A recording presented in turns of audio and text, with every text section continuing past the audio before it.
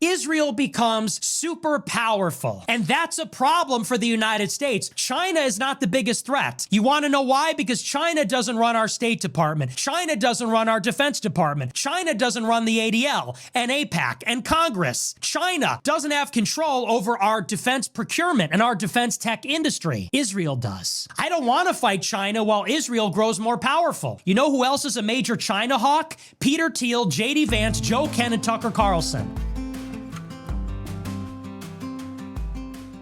Welcome back to another episode of Political Newbie. I am Noah Clark, and this is a space for newbies to politics like me, an average citizen waking up from a dream and trying to make sense of the mess that I find myself in, and I thank you for joining me. As a newbie, mining information from all sides, I stumbled across a very interesting overview of why Israel is our greatest ally, and it came from Nick Fuentes. He's really effective at processing, packaging, and delivering really dense information in a very digestible way, which is handy for people like me who are so behind and do not have the luxury of time to go read every single article, every single book, watch every single documentary, and fact check every single thing everyone says. Of course, I'm still doing that, but I can't do that about everything, so I have to find people who I trust, and I have to rely on them to guide me. And I do not discriminate where I get information from. I want to hear from the people who are afraid to talk about certain things. I want to know what they're like. I want to know how they gatekeep. And I want to hear from the people who are daring others to challenge them, who are not afraid of any topic or afraid of talking to anyone. I want to know what they're like. And ultimately, I make a choice on who I want to trust. So when Nick makes a claim that Tucker is practically the equivalent of James Angleton, my curiosity is piqued. Listen to Nick break this down. He's no different than James Angleton. The CIA and Mossad have always been like this because there's this fantasy that the United States and Israel are fighting the same fight. In the old days against communism, in recent times against radical Islam, in the new time against China and Iran and Russia. So James Angleton gave Israel the nukes so that Israel would tell us about the Soviet Union. James Angleton was a Cold Warrior CIA pioneer from Idaho who was not Jewish, but saw Israel as a bulwark against the Soviet Union and saw a mutual benefit in the CIA working with Israeli intelligence. And the neocons in the Bush administration thought the same thing. The United States is working hand in glove with Israel, fighting the war on terror, which threatens the American homeland, like in 9/11. And they're saying the same thing now. Israel is going to help us counter China, Iran, and Russia. We're going to arm them. We just can't fight their war. So what I gather from what he's saying here is in the same way that CIA James Angleton believed allying with Jewish refugees would protect America from the Soviet Union, Tucker Carlson, throughout his career, believed that he was working with the CIA in Israel to protect America against Iran, China, and Russia.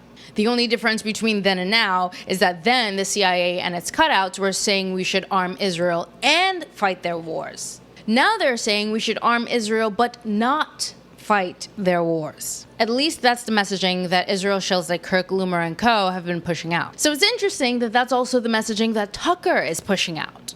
I mean, he's been saying it, right? He loves Israel. He said it numerous times on his show that he had to call Israel, people in Israel, and tell them that he's not their enemy. But he's also said that we should not and must not enter into a full-scale war with Iran and Russia. But here's my question, right? Are these enemies that we've been fighting since World War II, or even before, our enemies? And if we weren't currently an occupied nation, who would our enemies actually be? I have these questions now because everything about the history that I was taught is a lie, and the agendas that we've all been pushing for a very long time have been in service to the elite class for the purpose of protecting themselves at our expense, and possibly against us, most likely against us. And yes, some people are going to argue that we do get some benefit, right? We get technology, we get convenience, we get a better health care. But if you stop to think about it for a second, most of those things are harming us more than they're benefiting us. Everything that you and I and our parents and our grandparents have been defending in the grand scheme of things is essentially a profit-making system that benefits them and impoverishes us.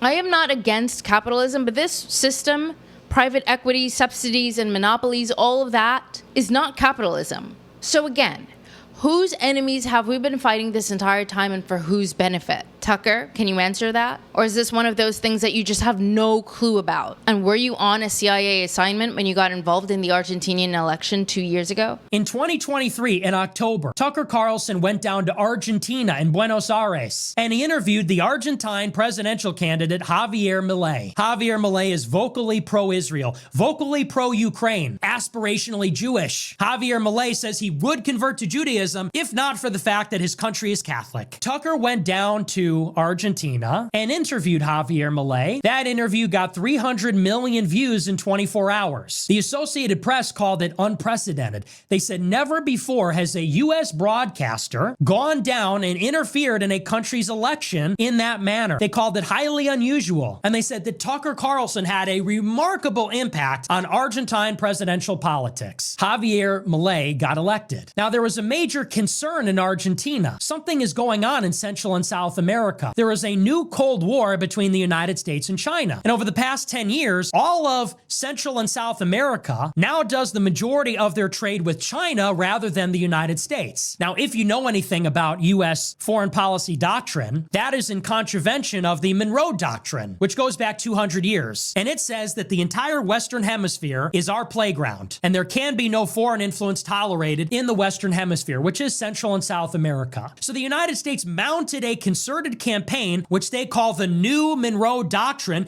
to roll back China's influence in Central and South America. Argentina is one of the most rich and powerful countries in South America alongside Brazil. Brazil is already allied with China. It's a member of BRICS, which is becoming a monetary union to fight against the dollar and exert influence against the United States. Brazil has a left-wing government that is highly critical of the United States. Argentina was on track to join BRICS in 2024. They were going to join up with Brazil, join up with China, if their left-wing president was elected. And if that happened, then the two most powerful countries would join Venezuela and other countries in Central and South America as having a left-wing alignment with Beijing, and it would be the second South American country to join BRICS. This would be catastrophic for the New Monroe Doctrine, which was being pushed by the Department of Defense and the CIA. When Javier Milei was elected, he canceled Argentina's accession to BRICS. He said Argentina would stop doing business with China. They would cancel all of the dual-use Belt and Road projects that China invested in Argentina.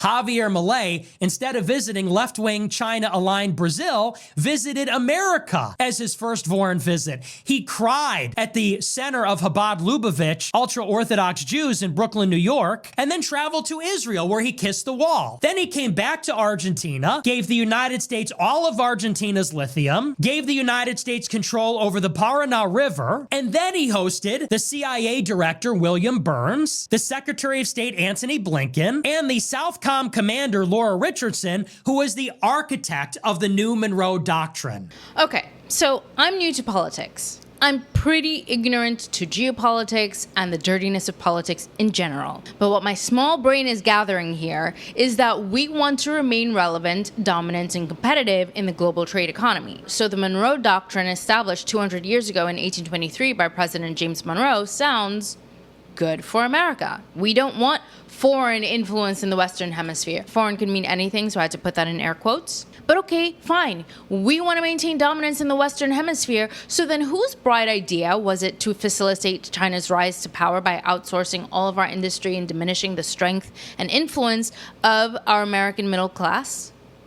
Let's talk about China. This is an even bigger issue. The Cold War ends, and as you well remember, at the end of the Cold War, China and the United States were basically allied together against the Soviet Union. Of course, that was the whole point. So the Soviet Union, Cold War ends, Soviet Union disappears, and there's no longer any need for us to have a close relationship with China. We don't need them to help contain the Soviet Union. So the question is, what do we do with the Chinese moving forward? And economically, China is a backwards country in the early 1990s. What we do is we adopt policy of engagement with China. Engagement is explicitly designed to turn China into a very wealthy country. This is a country that has over 4 times the population of the United States. And you're talking about making it very rich. For a realist like me, this is lunacy. You are, in effect, creating a peer competitor. In fact, you may be creating a country that is more powerful than the United States. But the foreign policy establishment in the United States, almost to a person, including hawks like Zbigniew Brzezinski and Henry Kissinger,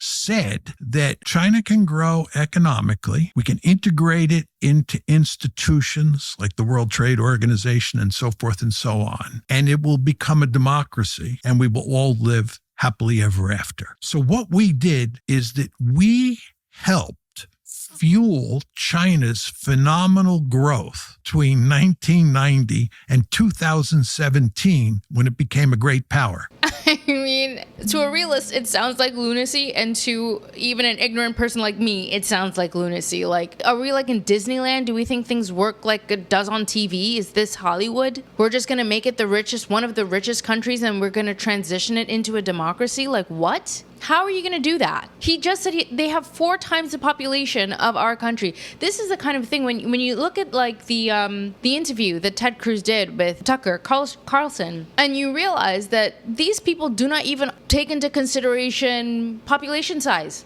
They just don't. They're just like, oh, we're just going to do this, and we're just going to go in there and regime change, and it'll work out. This is how they operate. Our leadership class, the geniuses that go to elite schools. And I'm beginning to think, like, Candace says, they all might get the Midas touch because they've been making really dumb decisions. So all of this elite education and think tanking, and it sounds like the people designing and executing foreign policy are kind of stupid. At what point between 1990 and 2017 did we think, let's start bringing industry back home because China is growing way too fast and their flavor is not very democratic in nature?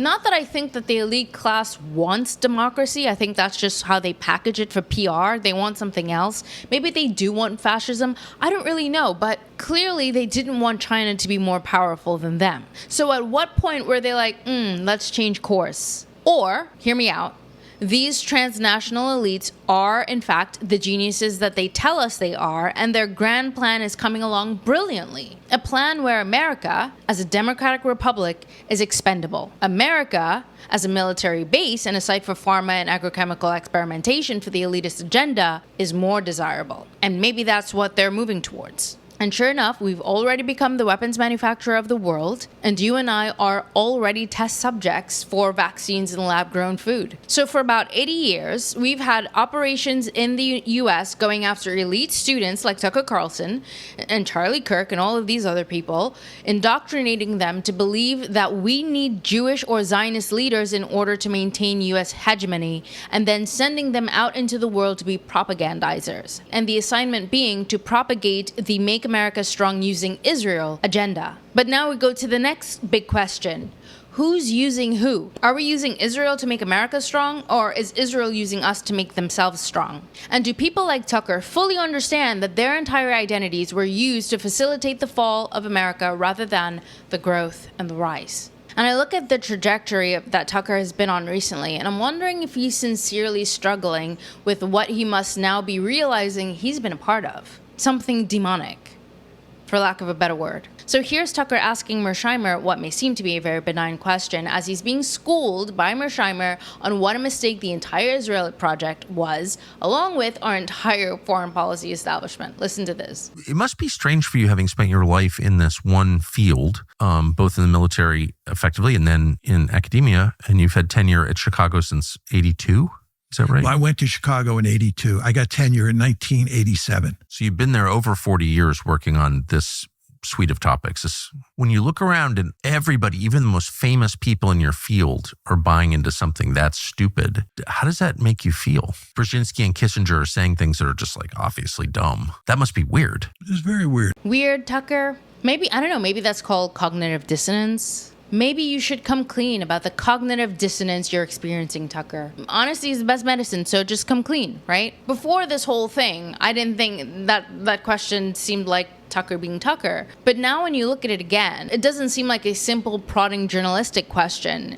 It sounds personal. So when Carlson asks John, it must be strange for you having spent a great deal of your life around really brilliant minds, and even they, with their genius, are buying into something that stupid. When you look around and everybody, even the most famous people in your field, are buying into something that stupid. What you ought to say is, yeah, I can relate. Because he's been surrounded by those same minds. Talking about how to treat China, only to realize a decade or two later what a mistake that was. How irresponsible and reckless and careless those conversations were. To the point where we're now trying to correct course by committing a genocide for the stupid mistakes that these genius think tankers made back in the day. Brzezinski and Kissinger are saying things that are just like obviously dumb. That must be weird. It's very weird. It almost feels like he's reaching out to all these guests now because he's trying to cope with the lie his entire life has been. That's what it looks like to me. And after Nick Fuentes was forced by Tucker himself to blow Tucker's cover, rather than Tucker addressing it head on, he uploads a very odd interview with a guy who's doing a show and tell of Jesus's shroud. It's the most random, weird thing. And in the interview, Tucker, who never knows anything but knows everything all at the same time, takes the opportunity to inject a couple odd jabs at, I don't know, going all in with controversial truths. It just feels like Tucker is not that kind of a risk taker, but here he is, making some odd statements, some odd, truthful statements. Jesus clears the tables. That's a messianic sign. He's no, who can do that but God himself? Cleanse his house. My house shall be called a house of prayer. And so that's when they begin to decide to kill him. Who's they? The Sanhedrin. The 70 members of the Jewish ruling council ask Pilate to crucify Jesus. And after Jesus rolls into the temple and overturns the tables of the money changers and says, get out. They're like, we're going to crucify him. We're going to kill him. We want him dead. You imagine seeing a man in this state. He will very quickly be dead. And it's not enough for the crowd. They begin to yell, crucify him, crucify him, crucify him. Demons. Because you'd want your God to be triumphant. You wouldn't want your God to be humiliated Certainly by not crucified. Not by some colonial governor and Absolutely. a bunch of local dumb religious leaders. Right. So did he just call the people that were screaming to crucify Christ, who pretty much gave Christ up for to be crucified, demons? Crucify him. Crucify him. Demons. Because he did. And did he also call them dumb religious leaders? Because you'd want your God to be triumphant. You wouldn't want your God to be humiliated Certainly by some... not crucified. Not by some colonial governor and Absolutely. a bunch of local dumb religious leaders. Right. I mean, that is Tucker going out on a limb there. That takes some guts. It's like I'm picking up on these little things and it makes you wonder, what's going on behind the scenes really? Did his handlers give him permission to insinuate what he's insinuating here? Or is he going through a legitimate yet painful and obviously dangerous intellectual and spiritual transition? Hard to tell, but either way, he has a lot to answer for. I mean, the Javier Milei assignment, which I guess you can consider a regime change assignment, was 2 years ago. So from my perspective, he's still pretty much on the inside, and that he's still pushing the same agenda that he was assigned to push after he got rejected from the CIA decades ago, and that is to protect the CIA's foreign policy designs. The younger Carlson presents his time in Nicaragua as purely innocent.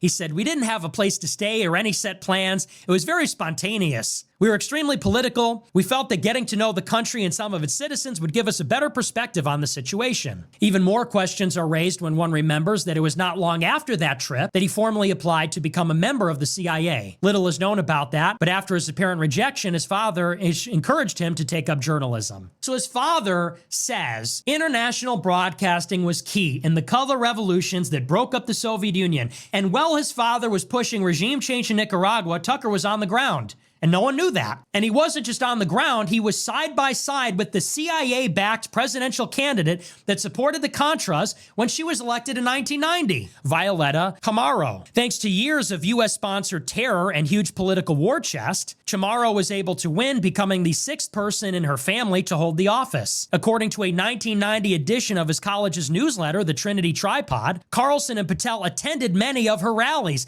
Indeed, in the National Review podcast, Carlson said he was literally standing next to her when she won. A successful Cold War regime change brought to you by the CIA propaganda network that his father ran. When the CIA was running this war in Nicaragua, they were accused by a prominent journalist of paying for that war by selling drugs to black people in the inner cities. This was called the Gary Webb Affair. This is from Mint Press News. It says the CIA funded its war against Nicaragua by helping the Contras to flood America's black urban centers with crack cocaine. That was the argument put forward by investigative journalist Gary Webb in his Dark Alliance series for the San Jose Mercury News and later in his book of the same name. The articles were widely republished and caused a storm of indignation across the country, with massive public anger being directed towards the CIA. So a left-wing journalist, Gary Webb, puts out a story in the mid-90s putting the CIA on blast for funding this Nicaraguan war, which Tucker defended, which he was there on the ground for,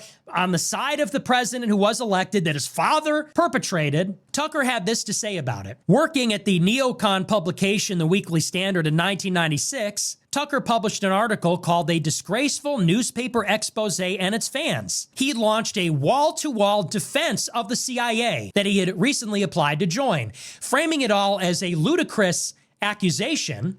He claimed there was no evidence for Webb's claims and presented the CIA as a noble institution under unfair scrutiny and constant attack from forces inside the United States that wanted to bring it down. Far from engaging in the drug trade, he claimed there is ample evidence the CIA had moved to remove drug traffickers from the Nicaraguan resistance. An interesting choice of words to describe the Contras. He also wrote off the black journalists showing interest in Webb's findings as conspiracy theorists, stating that few major media outlets have validated the series by reporting on its charges in any detail, as if to say this proved its erroneousness. In his book, Politics, Partisans, and Parasites, he would later describe the idea as ridiculous. Oh, so he called them crazy. Those black people attacking the CIA for flooding their cities with drugs to pay for this brutal war in Nicaragua that his father was running, Tucker said they were crazy. The CIA was very thankful to Carlson for helping muddy the waters. A declassified CIA document cites his Weekly Standard article, among others, as aiding them in managing a nightmare. He gets an A+ for that, right? For protecting and defending the CIA back then, and I suspect that the CIA thanked him for his job in Argentina as well. So the job that Tucker was doing in the 90s in Nicaragua and backing the Iraq war, etc., is what he was doing just the other day in Argentina. But going back to Mersheimer's clip, right? Is he beginning to realize how stupid the geniuses he's surrounded by have always been? How devastating their plans have been for our country, and that he's been a pawn in their demonic plan this entire time? It must be strange for you, having spent your life in this one field, when you look around and everybody, even the most famous people in your field, are buying into something that's stupid. Obviously, it's going to be really difficult to believe that whatever he's saying now is not simply a performance to maintain his cover. Because even though he may not be a psychopath like Thiel, Karp, and Altman, he is super connected to their network, the transnationalist elitist network. Here's an article from Yahoo News. Tucker Carlson courts GOP mega donors Rebecca Mercer and Peter Thiel to back media company. Conservative funder Rebecca Mercer, who helped fund Breitbart News and backed the now shuttered right-leaning social media site Parler, is set to fund Carlson's new venture, which is, I think, his company now, along with PayPal co-founder Peter Thiel, who backed the lawsuit that took down Gawker, the report said. Both Mercer and Thiel have a long history of backing conservative causes and GOP candidates, though neither has yet picked a candidate for the 2024 presidential race. Ugh. But they did, didn't they? They did pick a candidate, at least for VP, and I'm guessing they picked Donald Trump as well. Because I think they've been grooming Donald Trump since after the first term. Not that I think he needed a lot of grooming. After all, Roy Cohn was his mentor and Epstein was his best friend for decades. So he was always in the know. And of course, Rebecca Mercer, one of those mega conservative donors, is connected to update on Cambridge Analytica funder Rebecca Mercer, who runs Emmer Data, co-funded 1789 Capital with Omid Malik, and is a key trustee of the Heritage Foundation, which launched Project 2025. So, and you see she's connected with both things, which is Project 2025, which is J.D. Vance, and 1789 Capital, which is the source of funds for Tucker's podcast network, the Tucker Carlson Network. So Rebecca Mercer is a major Republican donor, and with her father, Robert Mercer, was one of the largest funders of Donald Trump's 2016 presidential campaign and a co-founder of the notorious company Cambridge Analytica, along with Stephen Bannon. These are all names we know. They're all connected. They're all within the same network. Our world is pretty small, but their world is really, really small. And it wasn't just Thiel that convinced Donald Trump to pick J.D. Vance as his VP. Carlson was also part of that decision as well. Not only that, Carlson got his son a job in Vance's VP office. This is how tight they are. So now we go to another question, right? Another big question. What is this op that Carlson and JD are running on us? Nick posits that it's a pro-Russia, sympathetic to Iran, critical of Israel, but always pro-Israel op because their goal is the pivot. And Tucker's role is, or was, to facilitate this pivot with a strong pro-Israel bent as usual. A pivot that allows the elites to focus on taking down China, which is supposed to be in the benefit of America. So Nick breaks down the pivot foreign policy agenda that we must assume is as brilliant as the foreign policy agendas that we have pursued up until now.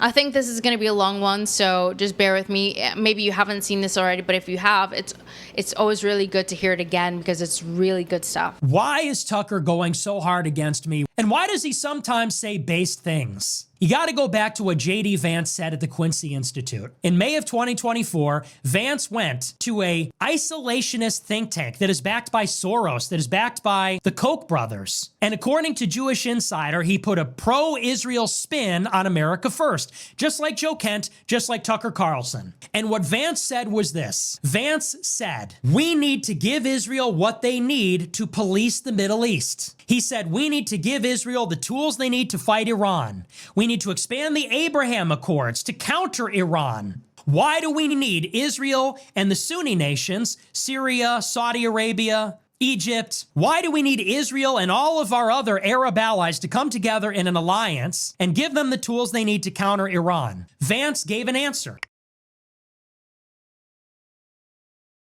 He said the reason we need to do this is so that we can leave the Middle East and go to Asia. That's the quote. I will read it to you. He said, quote, the way we counter Iran is combining the Abraham Accords approach with the defeat of Hamas. That gets us to a place where Israel and the Sunni nations can play a regional counterweight. Israel with the Sunni nations can police their own region. That lets us spend less time and resources on the Middle East and focus more on East Asia in the same way we want our own allies to do the job in Europe. Okay, so why does Tucker want the war in Russia to end? Why does Tucker not want us to fight Iran? Because Tucker, like Vance, like Kent, they are creatures of the CIA. They are creatures of U.S. intelligence and defense. And what they are pushing is a doctrine called restraint, or rather, prioritization, one or the other. And the doctrine says that in the future, the big threat is going to be China. And if we are busy fighting Russia, if we're busy fighting in Iran, we will not have the resources to fight China. They call them prioritizers because they say we need to prioritize China over the Middle East and Europe. Well, how do we fight China? We have other adversaries. We need to counter Russia. We need to counter Iran. Well, Vance said it right there. He said, so that we can leave the Middle East, we need to get Israel and Saudi Arabia in a defensive alliance. We need to give them arms. We need to give them a defensive commitment. And if they can police their own region, they are a counterweight to Iran, and we don't need to be there. So we could go to Asia. He said, and that's just like what we're doing with NATO. We're going to build up NATO. We're going to get Germany and France and all the other NATO countries to up their military commitment. We're going to get them to spend more money on defense, increase their defense spending as a percentage of GDP. Why? So they can counter Russia, so they can police their own region, so we can leave and go to Asia. That's the program. So when Tucker says, I don't want to bomb Iran, but I'm pro-Israel, he is articulating the prioritizer, restrainer position, which is Israel is going to be an American ally because we're going to count on them to counter Chinese influence or Iran or in the future Pakistan. But, here's the but,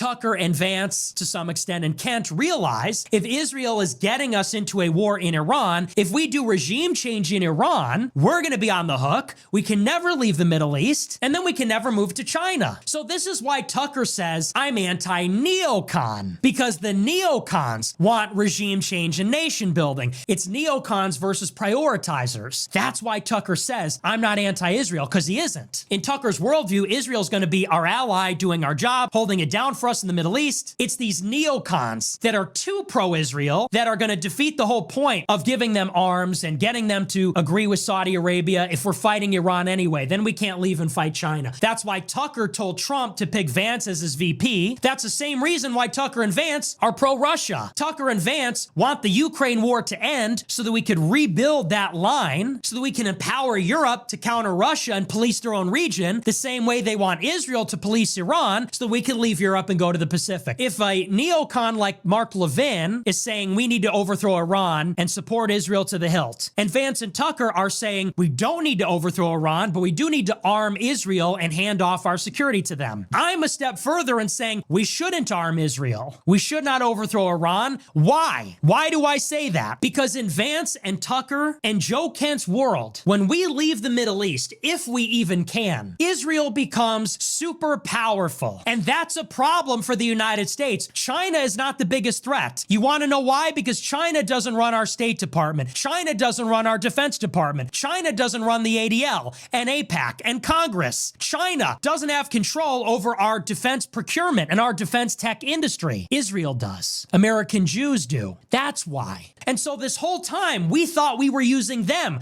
to fight the Soviet Union, to fight Saddam Hussein and the terrorists and Al-Qaeda. Now, to fight Iran. Can't let them get a nuclear weapon. That's not in our interest. But all along, they have been using us to get a nuclear bomb, to achieve parity with their Soviet-backed Arab neighbors, to achieve peace with some of them and proxy wars against others, to overthrow some of the key dictatorships, the Ba'athist dictatorships of Saddam Hussein and Assad in Iraq and Syria. And now to defeat their last remaining enemy, Iran, and to get them integrated with Saudi Arabia and the other countries in the Middle East. And Israel's day after plan for all of this is that then they become a superpower. They will be the only nuclear power in the Middle East. They will have the most sophisticated intelligence and military operation. They will be uncontested. They will dominate both the Persian Gulf and the Red Sea. Those countries cannot stand up to Israel, as evidenced by this war. If Iran could not adequately fight Israel, none of them can. Saudi Arabia couldn't even defeat the Houthis. Egypt is bankrupt. If Iran couldn't do it, none of them could do it. They'll dominate the region. But what's worse, not only will they dominate the region and replace America as the hegemon of the Middle East, they will continue to have influence over our society because they control our media. How many of the major media conglomerates are pro-Israel or have outed themselves as pro-Israel since October 7th? How many billionaires? How many donors to both major parties? How many congressmen are on the payroll? How many tech firms are run by Jews that are sympathetic to Israel? If they have hegemony over the Middle East and they have subverted America with the fifth column, I'm not worried about China. I'm worried about Israel and the Jewish nation. That's why I focus on their ethnicity and religion. Because even if they're not neocon per se, even if they're not even right-wing or dyed-in-the-wool Zionists, they will be counted upon by Israel and by the Jewish nation to do the bidding of the Jewish nation. That's why I'm skeptical of this pivot to China. I don't want to fight China while Israel grows more powerful. Okay, we fought all of Israel's wars. It weakened us. Now we're going to race into a war with China while Israel gets all the fruits of the victory. They get the spoils. They continue their influence here. How is that strategically better for America? This is the same rotten deal that has always existed between the CIA and Israel in the Cold War, in the War on Terror, and now in this new Cold War with China. You know who else is a major China hawk? Peter Thiel, J.D. Vance, Joe Kent, and Tucker Carlson. Yeah, so, Tucker is what, next generation James Angleton, and Kirk is next generation Tucker. Is that it? And what, JD is next generation LBJ? All in service to the Zionist agenda. Willing to turn our country into a dumping ground for poisons and pedophilia to pursue what exactly? Techno-fascism? And as Nick says, we've been growing weaker and weaker as a nation, but it's not just because we've been fighting their wars for decades. It's because they've also been poisoning us for decades. genetically modifying our foods to dump poisons into our land and soil and water, dumping poisons into the air to modify the weather, injecting poisons into our bodies to modify our genes and possibly experiment with nanoparticles, modifying our food to make it less nutrient dense and more addictive so that we're all obese or worse, carelessly pumping endocrine disruptors into every product they create, which interferes with our sex hormones, glamorizing porn, strip clubs, looks maxing, which to me is essentially soft transhumanism, protecting pedophiles, trying to lower the age of consent, pushing gender care on our extraordinarily vulnerable children, stealing our wealth and leaving our society impoverished for our children and their future, destroying our freedoms. I've even heard people say that Gaza is hell. Hell! Because they didn't have strip clubs. Gaza's hell, and it's not because of the innocent people in Gaza. It's because of the people that run that place, and they've ran it into the ground. There should be casinos. There should be strip clubs. There should be Chick-fil-A's. There should be Starbucks. There should be the Gaza International Film Festival. And it never, ever is going to happen because of Hamas. They're not going to have strip clubs and casinos because of Hamas. They're not going to be able to poison their minds with porn and gambling because of Hamas. Oh my gosh. And Starbucks. So finally, we can colonize Gaza and it can become a safe haven for sexual deviants and pedophiles and gambling and Starbucks. This is what we're dealing with, America. And they want to demonize nations that are not with the gambling and the casinos and the strip clubs. I think at this point it's abundantly obvious that our foreign policy has been a joke and a failure for America. It's been great for the elites, terrible for us. And Nick offers up a solution that I completely agree with. I've said it before, we need to restrain Israel. That's the overriding priority because the U.S. interest in the Middle East is balance.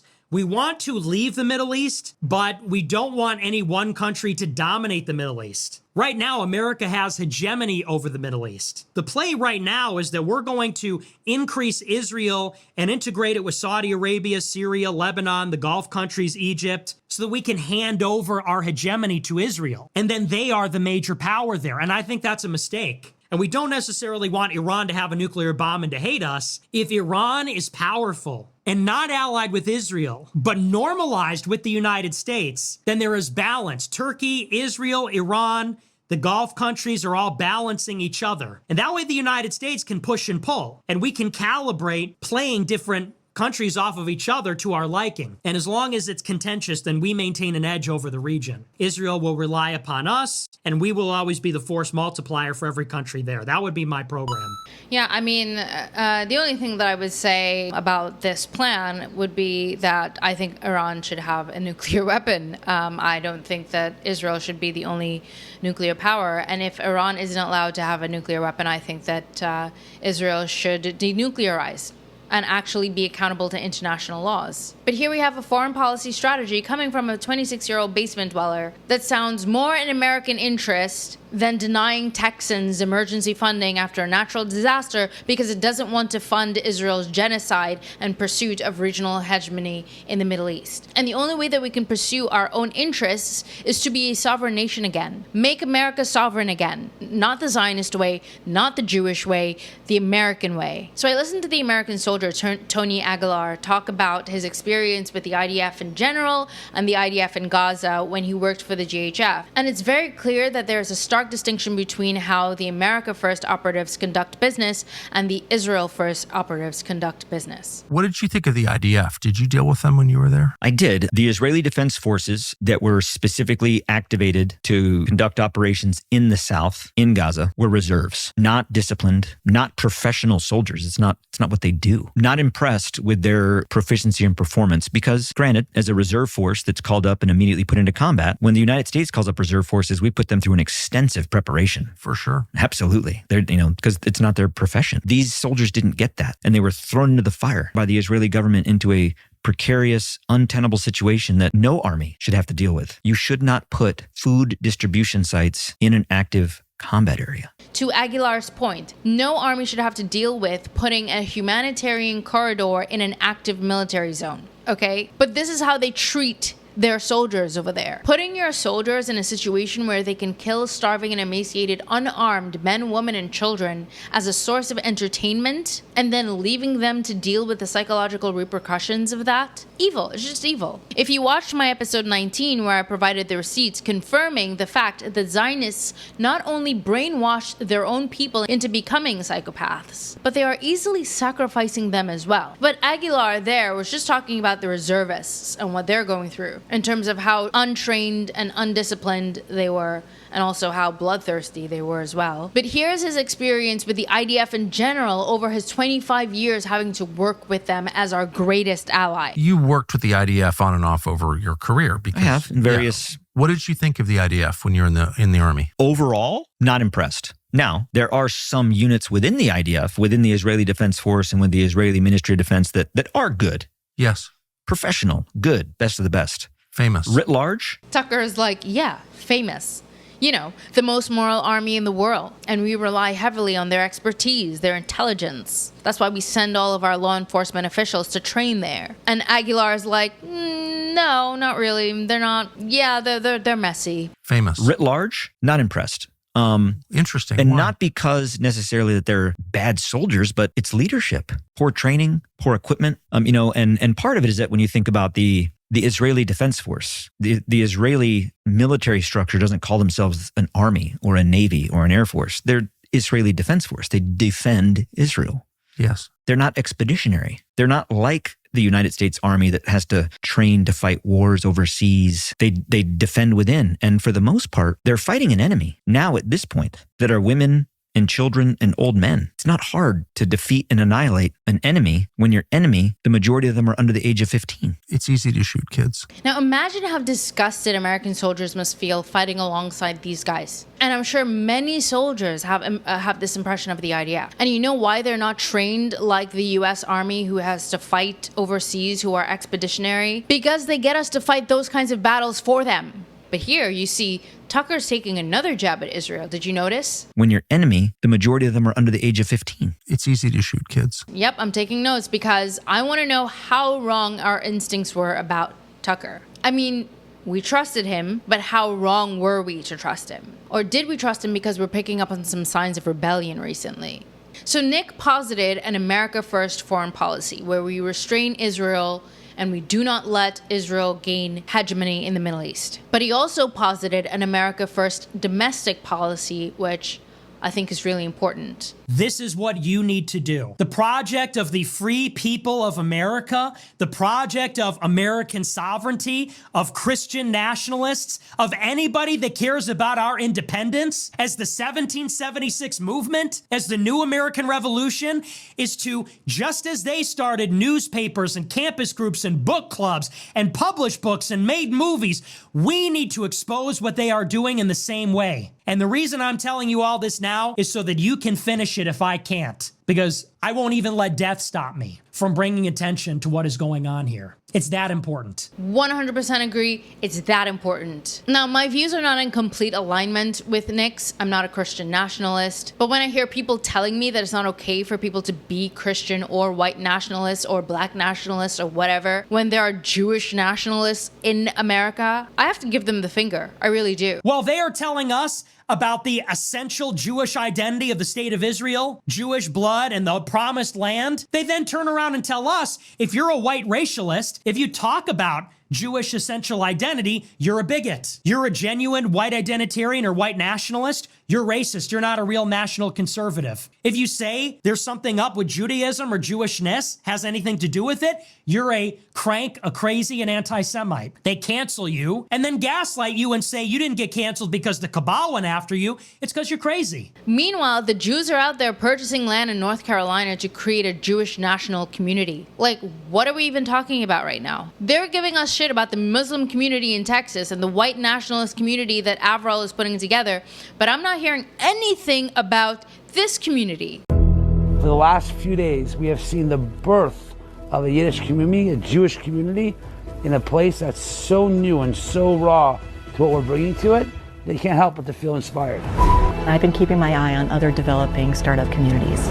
And when this one came up, It was like everything I had been wanting because I recognized it right away. There are very few opportunities where a person can be a trailblazer, come out to somewhere where no Yiddishkeit has ever existed, and bring the Dvar Hashem to daven, to learn, to say Amen Yehesh Me'Rabba, Baruch Hu, and to connect with other Yidden. A true connection to yourself, to your children, at a slower pace of life where everything truly means something to you. Okay, the answer is no for me. And not no to these people building their own communities. I have no problem with that. No shade whatsoever.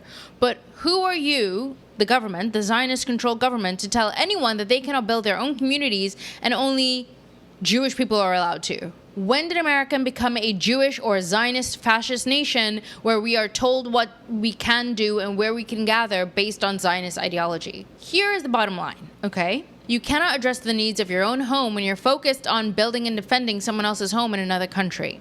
And because our treasonous leadership class is noticing that we're noticing that, the walls of censorship are closing in fast. And it feels like it won't be long before you and I won't be able to share this kind of information. I mean, they're already slow-walking ID verification to use certain features on the internet. Like 2 weeks ago, I could put a link in my description below and you could click on it. Now, if you go check it out, you cannot click on any links that I have there unless I give them my ID to verify who I am, so that I can access that feature. Soon they will require ID verification to use the internet full stop. They are pouring billions and maybe even trillions of dollars into these operations, and I don't think they will accept anything less than victory. So it's coming. Here's the latest update on the AIs and what Donald Trump was able to accomplish so far. A few days ago, I mentioned that I'm now being live monitored by ChatGPT, and now I know why.